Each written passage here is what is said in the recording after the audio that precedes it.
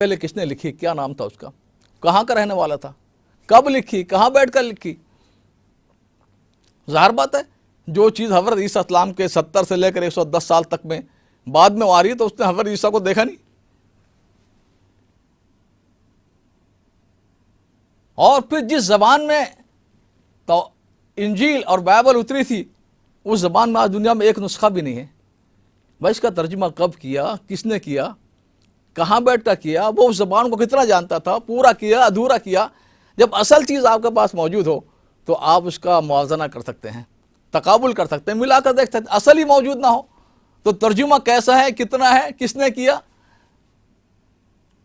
تو دنیا میں اس روئے زمین پر قرآن ایک واحد کتاب ہے کہ جس طرح پر اتری تھی اسی طرح پر محفوظ ہے. اور ہر مسلمان قسم کھا کر یقین اور ایمان کے ساتھ پورے اعتماد کے ساتھ یہ کہہ سکتا ہے کہ والحمد سے لے کر والناس تک پورا قرآن وہ ہے، اس کا ایک ایک لفظ وہ ہے جو حضرت جبرائیل علیہ السلام نے اللہ سے لیا اور محمد رسول اللہ کو پہنچایا صلی اللہ علیہ وسلم. اور جیسی قرآن کی آیت اترتی صاحب یاد کرنے میں لگ جاتے تھے. حضور کسی کاتب کو بلا کر لکھنے والے سے لکھوا لیتے تھے، جگہ بتاتے تھے اس قرآن کو فلاں صورت میں فلاں آیت کے بعد فلاں آیت سے پہلے لکھ لیا جائے. اور آپ کی زندگی میں سینکڑوں حافظ تھے، ہزاروں لوگ قرآن پڑھتے تھے، ہزاروں حافظ موجود تھے، اور تسلسل چل رہا اس وقت سے لے کر آج تک. آج لاکھوں کروڑوں حافظ دنیا میں موجود ہیں، اسے پرنٹنگ کی ضرورت نہیں ہے، سی ڈی میں بھر، وہ تو ہر انسان کے سینے میں محفوظ ہے. برطانیہ یہ ملک یہ کرسچینسٹی کا ملک ہے، عیسائیت کا ملک ہے، اسلام کا نہیں ہے. اگر آج میں ٹی وی پر اعلان کروں کہ جس کو پوری بائبل یاد ہے، چار میں سے کوئی بھی ایک بائبل، حالانکہ چاروں کا مضمون بھی الگ ہے، بیانات بھی الگ ہیں، ہر چیز الگ ہے، یہ انسانوں کی تصانیف ہیں. اگر میں اعلان کروں بائبل کا حافظ جو پوری یاد ہو وہ سامنے آ جائے، شاید پورے برطانیہ میں ایک بھی نہیں آئے گا. لیکن اگر یہ میں اعلان کروں کہ قرآن کا حافظ اس عیسائی ملک میں، کرسچینٹی کے ملک میں، تو شام تک 10,000 لوگ آ جائیں گے جو قرآن پورا یاد ان کو ہوگا. تو جو تعلیمات انسانوں کو اچھا بناتی ہیں وہ محفوظ ہونی چاہیے جس طرح قرآن محفوظ ہے. قرآن کے بارے میں انشاءاللہ اگلی نشست میں بات کریں گے. آج ایک اور بات مجھے کرنی ہے. قرآن کے بارے میں تو کبھی کسی نے جرأت نہیں کی انگلی اٹھانے کی، سوال کھڑا کرنے کی. البتہ احادیث کے بارے میں آج سے 70-80 سال پہلے مستشرقین نے ایک سوال اٹھایا تھا کہ جو احادیث کی مروجہ کتابیں ہیں جو آج پڑھائی جاتی ہیں، بخاری، مسلم، ترمذی، ابو داؤد، ابن ماجہ، نسائی، یہ کتابیں رسول اللہ صلی اللہ علیہ وسلم کے بعد 150 سال، 200 سال کے بعد مرتب ہوئیں. تو اس میں شک کیا جا سکتا ہے کہ شاید اس میں کچھ چیز رہ گئی ہو، عدل بدل ہو گئی ہو، تحریف ہو گئی ہو. یہ سوال یورپ سے اٹھا تھا مستشرقین نے. مستشرق کے معنی یہ ہے بتکلف مشرقی بننا، یعنی ہے تو مغرب کا رہنے والا، ویسٹ کا رہنے والا، لیکن وہ مشرقی بن رہا ہے. علوم اس نے مشرقی حاصل کیے، زبان، ادب، لغت، حدیث، قرآن، فقہ، ہزاروں انسانوں نے یہاں پر کیا. تو ہے تو مشرق کا لیکن مغرب کا، لیکن بتکلف مشرقی بن رہا ہے. انہوں نے یہ سوال کھڑے کیا. اللہ تبارک تعالیٰ نے اس کا ایک ایسا جواب دیا ہے کہ جب یہ سوال اٹھا اس وقت میں رسول اللہ صلی اللہ علیہ وسلم کے مکاتیب گرامی، آپ کے لیٹر اور خطوط جو آپ نے لکھے تھے اس زمانے کے بادشاہوں کو، وہ دریافت ہونا شروع ہوئے. سینکڑوں تحریریں آپ کی ہیں، املا کرائی ہوئی. سب سے پہلے وہ خط دریافت ہوا جو آپ نے مصر کے بادشاہ مخوقس کو لکھا تھا.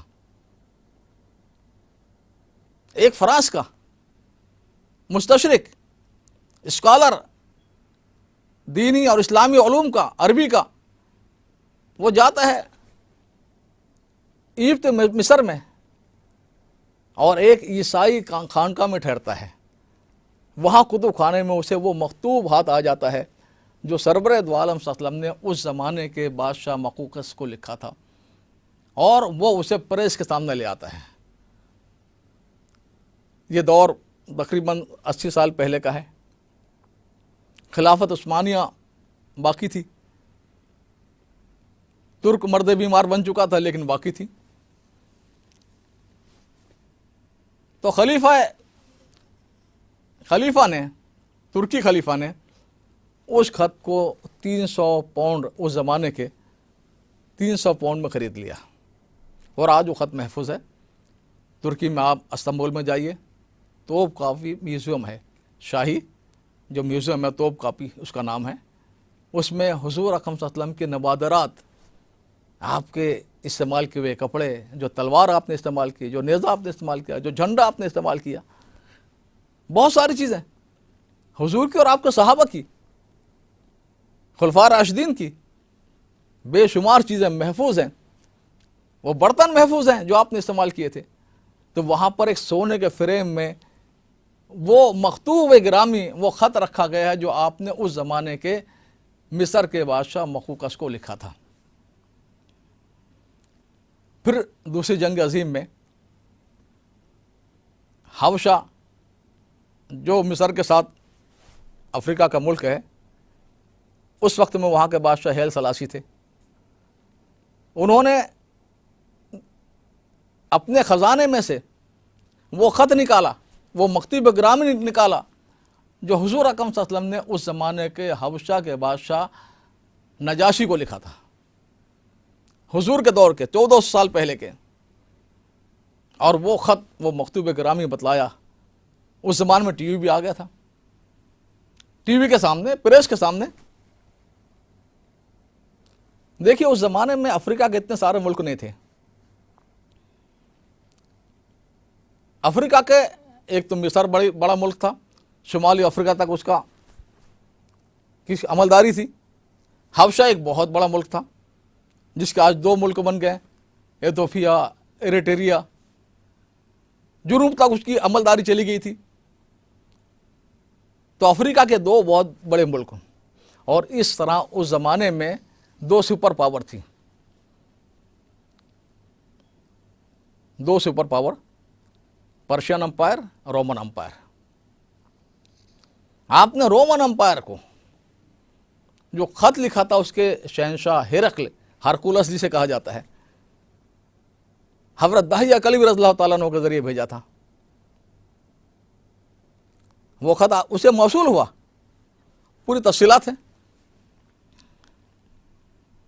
وہ خط اسپین سے ہوتا ہوا حجاز میں پہنچا۔ شریف مکہ کا دور تھا جو آخری دور تھا ترکی کا۔ اس کے بعد ان کے بیٹے عبداللہ جو جارڈن اور اردن کے سربراہ بن گئے، بادشاہ بن گئے، وہ وہاں پہنچ گیا، اور اردن کے میوزیم میں وہ خط محفوظ ہے جو آپ نے اس زمانے کا سپر پاور رومن امپائر کا نام آپ نے لکھا تھا۔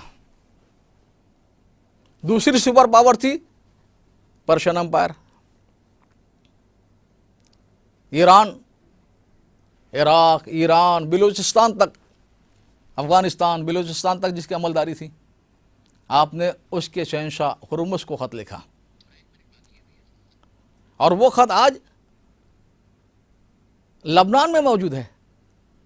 63 میں 63 میں لبنان کے سابق وزیر خارجہ ہنری فرعون، انہوں نے وہ خط نکالا اور پریس کے سامنے رکھا، بیچ پہ سے پھٹا ہوا، اس نے چاک کر دیا تھا، کیونکہ آپ نے لکھا من محمد عبداللہ ورسولہ الی ہرمز عظیم الفرس، یہ محمد اللہ کے بندے اور رسول کی طرف سے مکتوب گرامی ہے ایران کے شہنشاہ۔ اس کا میرا نام پہلے نہیں لکھا، میں شہنشاہ ہوں، اپنا نام پہلے لکھا، اس نے پھاڑ دیا تھا۔ تو یہ 4 مکتوبات اس زمانے کے 2 سپر پاور کے نام اور افریقہ کے 2 بڑے ملکوں کے نام۔ ویسے تو ہزاروں خطوط ہیں، مکتوبات نبوی دیوبند میں سید محبوب رضی نے چھاپ دی ہے، یہاں پر ڈاکٹر حمید اللہ نے پیرس میں اس دور کی 6 جلدوں میں دستاویزات چھاپ دیے ہیں۔ حضور صلی اللہ علیہ وسلم کے خطوط بھی ہیں، ابو بکر عمر کے شاہی فرمان بھی ہیں رضی اللہ تعالیٰ عنہ، جو معاہدے قوم و ملکوں کے ساتھ وہ بھی ہیں. تو یہ چیزیں محفوظ ہیں. یعنی احادیث کے بارے میں میں عرض کر رہا تھا کہ قرآن تو بہت بڑی چیز ہے, آج تک کوئی انگلی نہیں اٹھا سکا, لیکن حدیث کے بارے میں سوال اٹھاتا, اللہ نے ایسا جواب دیا کہ خطوط جو آپ نے لکھے تھے وہ محفوظ حالت میں آج دنیا میں موجود ہیں اور اس پر کتابوں میں بھی آ گئے ہیں. تو یہ تعلیمات محفوظ ہیں, قرآن محفوظ ہے اور احادیث محفوظ ہے, اور انسان کو اچھا بنانے کے لیے جو بنیادی پہلی ضرورت ہے تعلیم کے محفوظ ہونے کی, وہ تعلیم الحمدللہ آج موجود ہے, ہمارے ہاتھوں میں بھی ہے, بخاری مسلم ترمذی احادیث کی کتابوں میں بھی ہے, اور وہ اصل خطوط بھی جو صدیق اکبر رضی اللہ عنہ کے لکھے ہوئے تھے وہ آج محفوظ ہیں.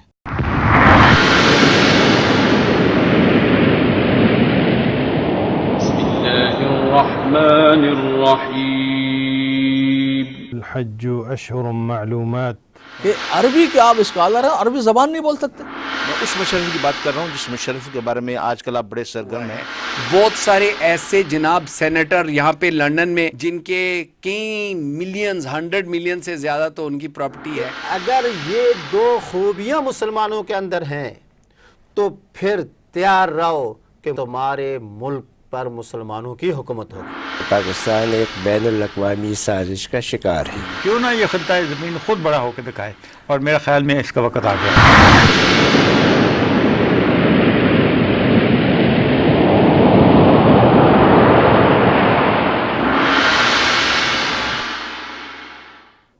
تو احادیث کے بارے میں یورپ کے مستشرقین نے سوال اٹھایا تھا. حالانکہ اب تو گزشتہ 10-12 سال میں 15 سال میں جو کتابیں پڑھائی جاتی ہیں جاری مروج ہیں, بخاری مسلم ترمذی ابو داؤد وغیرہ, جس کے بارے میں کہا تھا کہ یہ 150 سال بعد 250 سال کے بعد مرتب ہوئی ہیں. اب تو بخاری کے استاد کی کتاب بھی آ گئی ہے, استاد کے استاد کی آ گئی ہے, ان کے استاد کی آ گئی ہے, مصنفہ عبدالرزاق آ گئی ہے, مصنفہ ابن شیبہ آ گئی ہے. حضرت ابو ہریرہ رضی اللہ تعالیٰ عنہ جو سب سے بڑے راوی حدیث ہیں, سب سے زیادہ حدیث جن سے نقل کی جاتی ہیں, ان کے شاگرد رشید منبہ ابن حمام, ان کی کتاب آ گئی ہے. پیرس کے ڈاکٹر حمید اللہ رحمۃ اللہ علیہ, انہوں نے فاس میں جو شہر ہے مراکش کا, فاس, اور 1200 سال سے اسی حالت میں ہے. اس کی آپ دیکھیں اس کی سڑکیں, اس کے بازار, اس کا نقشہ وہی ہے. تو وہاں کے کتب خانے سے لا کر وہ چھاپ دی ہے. تو اب تو پورا سلسلہ حدیث کا بھی جڑ گیا ہے حضور تک. تو میں عرض کر رہا تھا کہ حدیث کے بارے میں یہ سوال اٹھایا تھا. حالانکہ جو محدثین ہیں, جو حدیث کے نقل کرنے والے ہیں, ان کا طریقہ ہے کہ ہر حدیث کے بعد وہ کہتے ہیں او کما قال رسول اللہ صلی اللہ علیہ وسلم. کیا مطلب اس کا؟ مطلب یہ کہ جو حدیث وہ نقل کر رہے ہیں, جو بات حضور کی بیان فرما رہے ہیں, تو وہ اس کے الفاظ کی گارنٹی نہیں لے رہے ہیں. وہ یہ کہہ رہے ہیں کہ حضور نے یہ بات فرمائی تھی. اس کے معنی یہ تھے, اس کا مطلب یہ تھا, میننگ اس کے یہ تھے, الفاظ یہ تھے یا اس کے قریب قریب تھے.